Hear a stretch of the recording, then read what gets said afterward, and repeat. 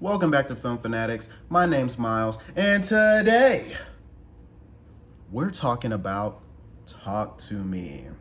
Now, I was a little skeptical about seeing Talk to Me because I'm not too big into horror films, but since I got this YouTube channel now, I need to make content. So I was like, F it, I'm gonna go see this movie. And I was actually thoroughly surprised. I saw the Rotten Tomatoes scores on how, it's a 95%, IMDb rates it at a 7.5, and a couple other sources rank it really high. So I was like, can't be bad.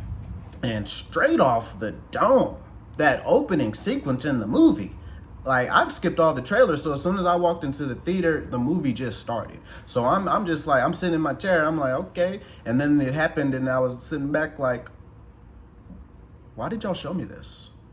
Y'all said, watch the movie! And I was like, okay, putting my phone away now, guys, and I'm gonna enjoy the film. But I definitely thoroughly enjoyed the film, and personally, I think it's a metaphor for, hard drugs, and how hard drugs can affect your life, affect the people's lives around you, some of the side effects of these things, especially if you can look past, kind of the horror element and what they use to bring that out. Like I said, I think that's just a metaphor for drugs, because overall, if you apply this to that type of situation, peer pressure, all the elements used to kind of build up the movie, then you'll definitely be able to sit back and be like, yeah, stay away from hard drugs, with the hard right there in front, But overall, definitely enjoyed the film. I definitely recommend it. I definitely think word of mouth is going to be necessary for this film, for the simple fact that, I don't think this was like super high budget. I heard a couple YouTubers made it, so kudos to them. I thought this was a great film. If you said like a well-known director had produced this film, I would have definitely believed you.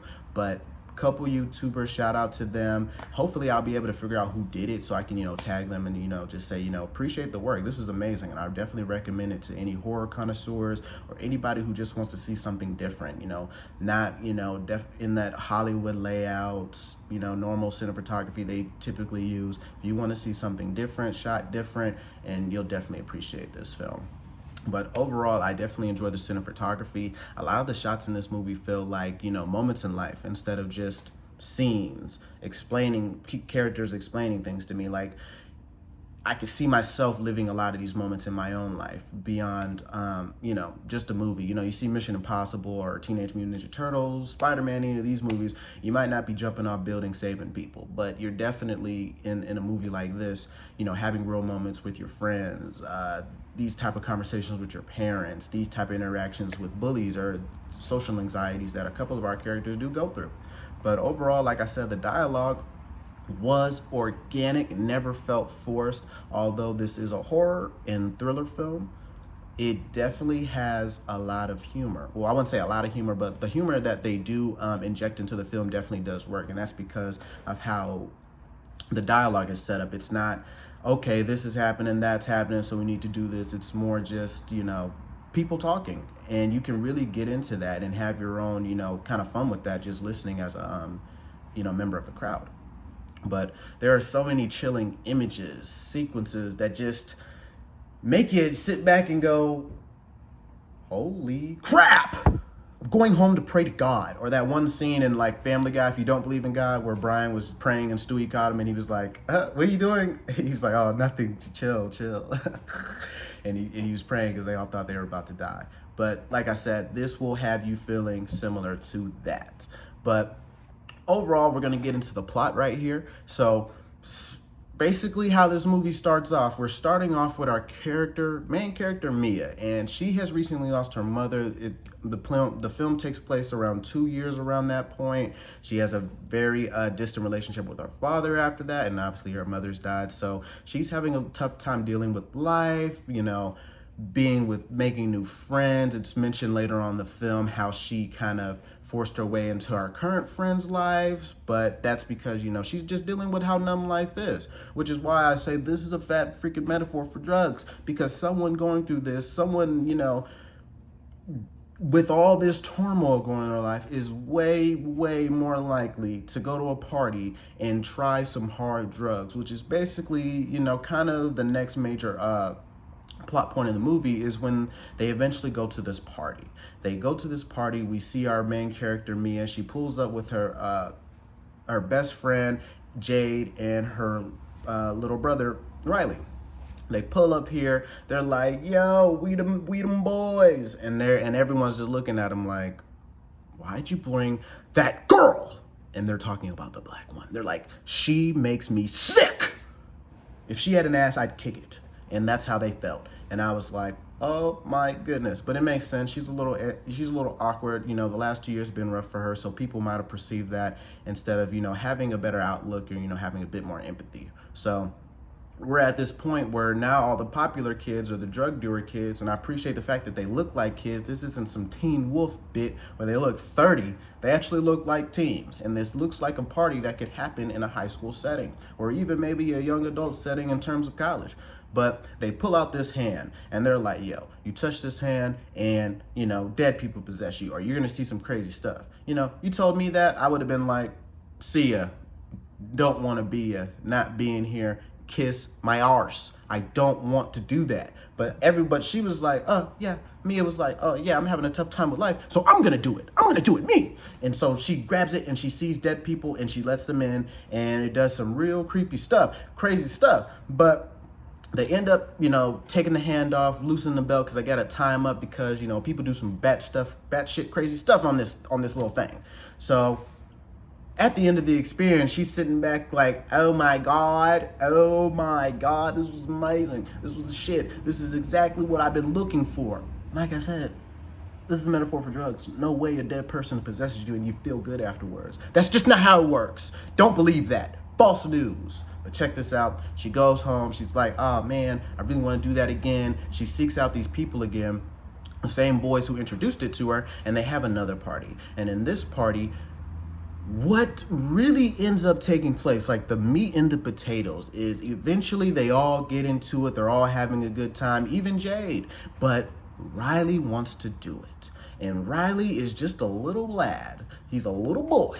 So it's like, okay, they're all a little skeptical, but Mia, who's kind of, an influencer here, definitely pushes for him to do it, which leads to him seeing her dead mother, which he eventually lets in, and she talks to her. And with that going on, obviously she wants to talk to her mom. It's been 2 years, bucko. So they go over the time limit of 90 minutes. That was a crucial part. If you go over this, bad things can happen. They go over, he starts tweaking off a bean. He freaking hits his head on the side of he hits it on like the edge part. So he was trying to murk himself. I'm like, Jesus, Jerome Christ, you're going for the jugular.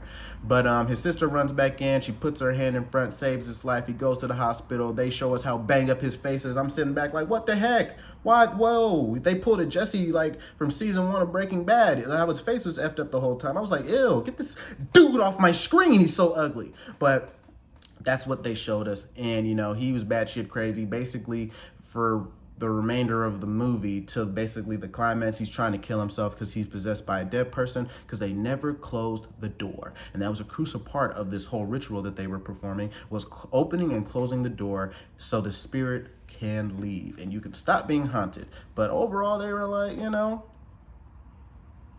we do drugs. That's the metaphor. But basically what ends up happening is Maya feels bad, and Riley's family does end up turning on her, but she does try to fix this. But she's tweaking off a beam because she just saw her mom. Like, she just seen her mom through this person, so obviously she wants to keep talking to him. So when things get tough between her and her father, between her and her friends, especially her friend's mother who shuns her, tells her to get the F out of here before we call the cops. Typical, right? She goes home, basically does it again, tries to talk to her mom, and then they got a creepy scene where she was laying in the bed with her dead mom, and I'm sitting back like, you find that okay? You think that's cool? You feel cool now? You satisfied? You feeling better? You're laying with your dead mom? Sick! But, that doesn't cross her mind. That actually, makes her feel better. But beyond tweaking off this bean, getting high and, seeing dead people, she starts, acting weird and possessed without the hand. She ends up sucking toes of Daniel, which is freaking Jade, her friend's boyfriend. She sucks his foot, and I'm like, holy freak, you're weird. And then she ends up, almost killing her dad because, she's tweaking now. Like, she's basically essentially a crackhead, and that's really, that's depicted. So she ends up having this plan after her initial plan with Jade and everybody doesn't work.